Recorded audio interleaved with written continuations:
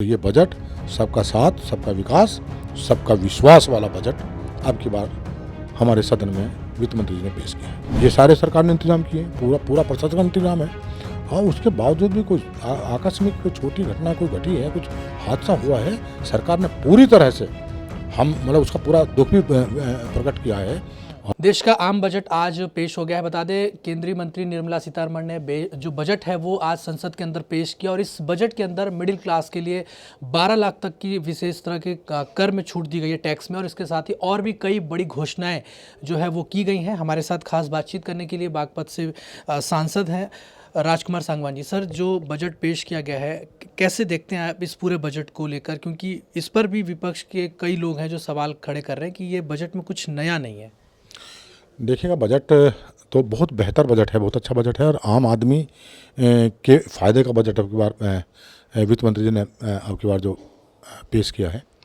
और जहाँ तक सवाल विपक्ष का है कि सवाल खड़े कर रहे हैं, देखिए विपक्ष का तो विषय ही सवाल खड़ा करना होता है। विपक्ष है ही क्या? विपक्ष तो जो चीज़ों में से चीज़ें निकाल कर हर कुछ ना कुछ नकारात्मक बातें करने का विपक्ष का हो रहता है।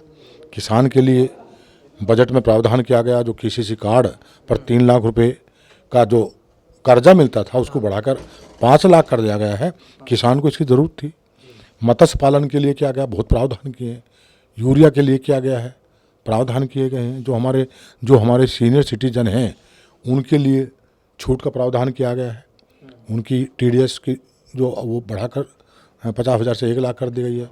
और सबसे बड़ा जो काम किया सरकार ने, जो आम आदमी को राहत जिससे मिली है कि 13 लाख रुपए तक की कमाई 1275 उस पर कोई टैक्स नहीं है।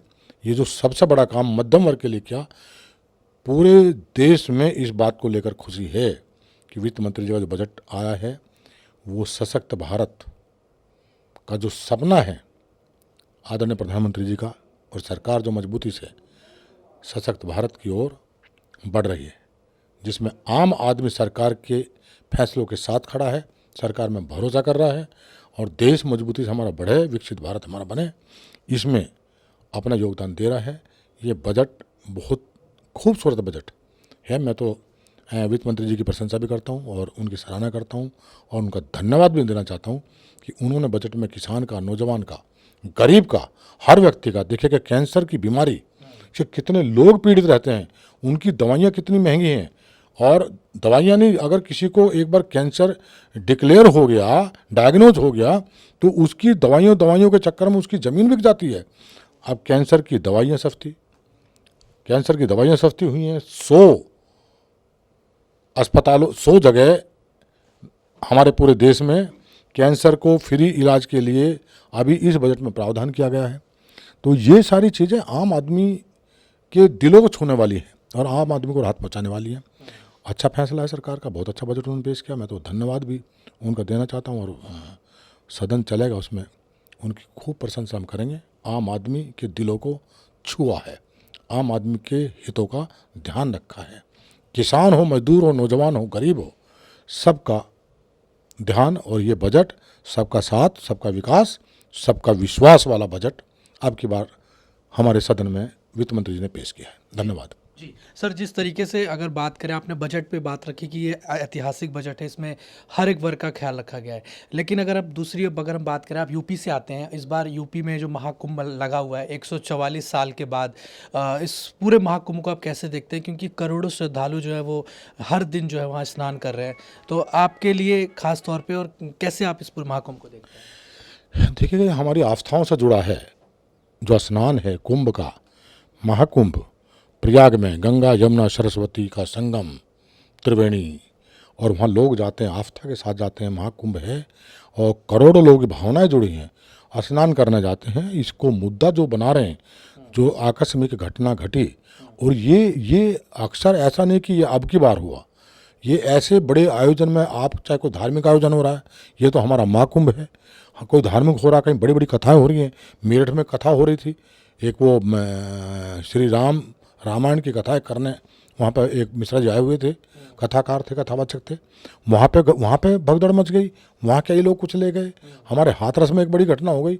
और मेरा तो बागपत लोकसभा क्षेत्र है, बागपत लोकसभा के क्षेत्र में बड़ौत में जैन समाज का धार्मिक आयोजन था, और वहाँ तो ना बहुत भारी भारी भयंकर भीड़ भी नहीं थी, ना कोई जुलूस थे, ना प्रदर्शन था, ना कुछ था, वहाँ तो संख्या भी कम थी, लेकिन घटना घटी और 8-9 लोगों की जान चली गई, 70-80 लोग वहाँ गंभीर रूप से घायल हो गए। सरकार ने उनका भी उपचार कराया है, प्रशासन पूरी तरह मुस्तैदी से लगा रहा है, और जो पीड़ित परिवार हैं उनके प्रति अपनी संवेदनाएं दी हैं। ये समय जब कोई घटना घटती है, ये समय पीड़ित परिवारों के साथ खड़ा रहने का होता है ना। जो पीड़ित परिवार हैं उनके प्रति हम अपनी शोक संवेदनाएं भी उनको दें और उनके साथ हम खड़े रहें, उनका हौसला अफजाई करें। जो सरकार का फैसला है, सरकार ने पूरे इंतजाम किए हैं, पूरा पुलिस फोर्स प्रशासन पूरा मुस्तैदी से लगा कि आम आदमी को जिनकी श्रद्धा और आस्था है स्नान करने में, कुंभ में जाने के लिए प्रयाग में, तो उनको आसानी से अपना स्नान करने का अवसर मिले और वो सकुशल रहे और उसका आवागमन में कोई बाधा ना बने। ये सारे सरकार ने इंतजाम किए हैं, पूरा प्रशासन का इंतजाम है। और उसके बावजूद भी कोई आकस्मिक कोई छोटी घटना कोई घटी है, कुछ हादसा हुआ है, सरकार ने पूरी तरह से हम मतलब उसका पूरा दुख भी प्रकट किया है और कहा है जो हुआ है वो दुखद है। जो परिवार उसमें, जो व्यक्ति उसमें हताहत हुए हैं, उनके प्रति सरकार की सहानुभूति भी, संवेदनाएं भी हैं और उनका पूरा ध्यान करते हैं। पर सरकार पूरी तरह से चिंता कर रही है कि सब सुरक्षित रहें और हमारा कुंभ का स्नान सकुशल हमारा पूरा संपन्न हो। इस पर सरकार का पूरा फोकस है, पूरा प्रशासन का फोकस है, उस पर लगे हैं। तो ये मुद्दा नहीं बनाना चाहिए। हमें पीड़ित परिवारों के साथ जो घटना घटी है आगे ना घटे, हम उसके लिए प्रयास कर रहे हैं और उसके लिए प्रशासन, हमारा सरकार लगी है। आदरणीय मुख्यमंत्री जी पूरी तरह से गंभीर हैं, हर चीज़ की मॉनिटरिंग खुद करने, खुद जाते हैं, हर चीज़ को खुद देख रहे हैं, मुस्तैद है पूरा प्रशासन हमारा। तो ये विषय नहीं है, अब घटनाएं हैं, घट जाती हैं। और सर एक आखिरी सवाल ले रहा हूँ बस, जिस तरीके से ये भी कहा जा रहा है कि क्या सरकार को बदनाम करने के लिए एक साजिश की कोशिश भी की जा रही है, क्योंकि कहा जा रहा है कि पहले दिन से ही महाकुंभ को लेकर विपक्ष की तरफ से पहले सवाल किया गया कि इतनी संख्या में लोग नहीं आ रहे हैं, सरकार झूठ बात कर रही है। उसके बाद व्यवस्थाओं को लेकर कहा गया। आपको लगता है कि क्या इसके पीछे कोई साजिश भी हो सकती है, मतलब सरकार को एक तरह से छवि खराब करने की कोशिश? देखिएगा, इस घटना के बाद में प्रदेश सरकार ने आयोग का गठन किया है, उसकी जांच की जा रही है और जांच होने दीजिए। बहुत सारी चीज़ें जो हैं, अगर साजिशें हैं, वो सब चीज़ें सामने आएंगी और सामने आएंगी पता चलेगा। तो सरकार उसके लिए जांच करा रही है और उसके लिए एजेंसियां काम कर रही हैं, जांच कर रही हैं। जो घटना घटी है, क्यों घटी है, उसके पीछे कारण क्या है, क्या लोग हैं, और किसी भी बात से हम इनकार नहीं कर सकते कि क्या है क्या नहीं है।